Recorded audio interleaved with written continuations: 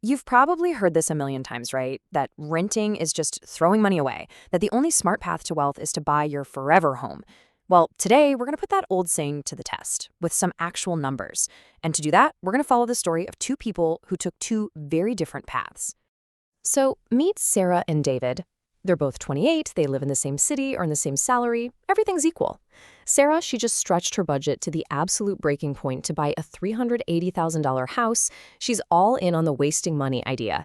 David, on the other hand, he's still renting a pretty basic apartment and just investing the extra cash. And yeah, his friends and family are telling him he's making a huge mistake. Okay, so let's hit the fast forward button. 30 years go by. Who do you think actually came out ahead? Was it Sarah, the responsible homeowner, or David, the supposedly careless renter? I promise you, the answer is not what you've been told your whole life, and it might just change the way you think about building wealth. All right, first things first, we've got to tackle the single biggest argument that people use to push homeownership. It's a phrase we've all heard so many times, we don't even question it anymore. This right here, you know the one. It sounds so solid, so common sense, like something your grandpa would tell you. And it feels true, doesn't it? It is the ultimate financial guilt trip. But here's the thing, it's just a slogan. It fits great on a bumper sticker, but bumper stickers are really, really bad at doing complex financial calculations. The moment you actually run the numbers, a totally different picture starts to take shape.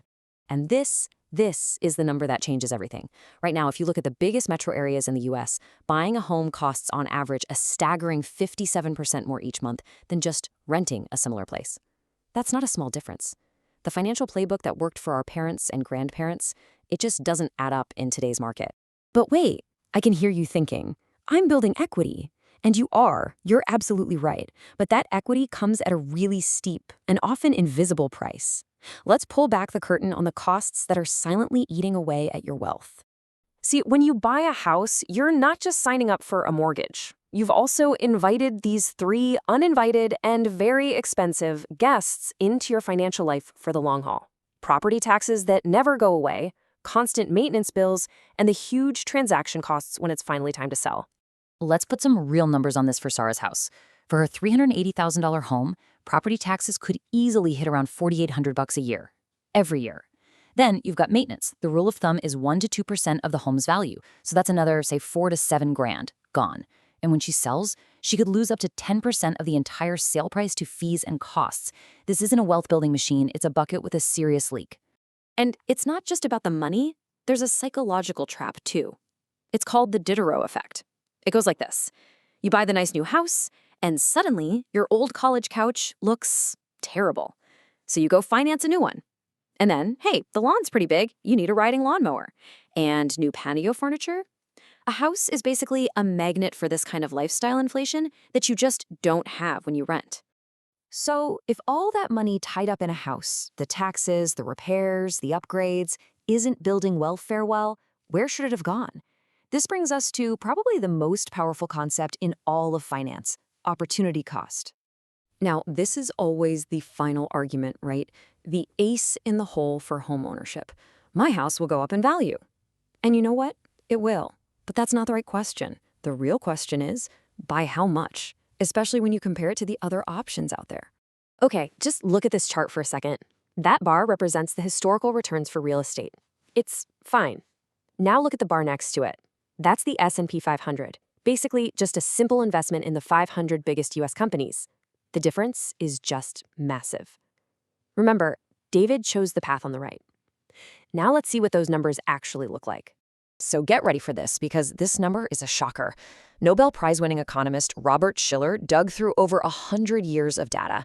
He found that after you account for inflation, homes appreciate by about 1% per year. That's it. 1%. Now let's compare that measly 1% to David's choice.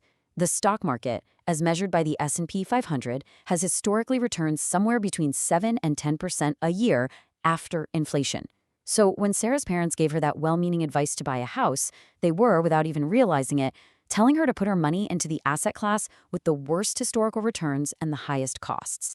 Okay, so we've seen the math, we've seen the historical returns. After 30 years of these two completely different strategies, let's circle back to Sarah and David and see where they landed. They both started from the exact same spot at age 28. And now, here they are at age 60. The results of their 30-year financial experiment are finally in. Okay, so here's the bottom line. Sarah, at 60, owns her house free and clear. That's great, but her entire net worth is trapped inside her walls. If she needs cash, she has to sell her home. And even though it's paid off, she still writes checks for thousands in taxes and maintenance every single year. And David, by just consistently investing that difference between his rent and Sarah's ownership costs, he now has a portfolio worth over $2.5 million. It's totally liquid, and it spins off a six-figure income for him every year. No work required, while Sarah is still paying to maintain her asset. So why is the advice we get always so one-sided? Well, it's simple. The American dream of homeownership isn't a public service, it's a business model.